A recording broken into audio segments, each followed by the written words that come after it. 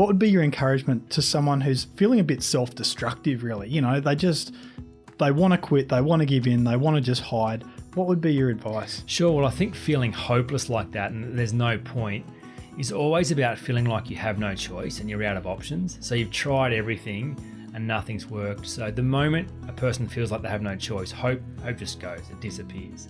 So I think someone who's looking at destroying their life is someone who feels hopeless. But the amazing thing is, of course we've got choice.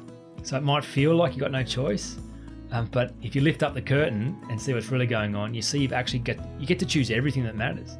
Sure, you mightn't choose some things that happen to you, but you always get to choose how you respond. And like I said before, you get to choose what you do with your words, with your focus, with your body. So that means you get to choose how you feel on any given day. So there's always hope when there's choice. So if there's always hope, well, there's no point destroying your life or being self-destructive or hurting yourself, because we all want to feel good.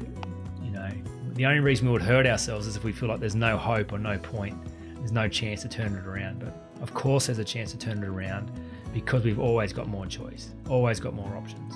Ways we can hurt ourselves is hiding and procrastinating and lying and pretending and blaming others and even trying to conform to what others expect of us. They're all part of the self-destructive behaviour that comes out of a sense of hopelessness.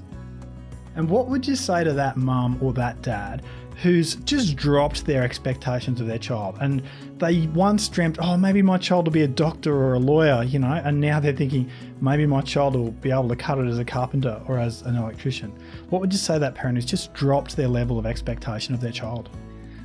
It's interesting because the way the world is today, there has never been a time in the history of the world where it is actually easier for people to stand up, back themselves, have a go, and be seen and heard, irrespective of their background, irrespective of their education. You know, 20 or 30 years ago, you only got heard if you had a great education and you got picked in the team because you stood out because of how good your education was. With the advent of the internet, with YouTube, with social media, there is no barrier to entry. Any single person with any kind of challenge or any background can record a video of themselves, can produce some art, can create something useful, can add value, and it can be seen and heard by millions anywhere around the world. There is no barrier to entry for any single person, irrespective of their challenges, their background, their level of education.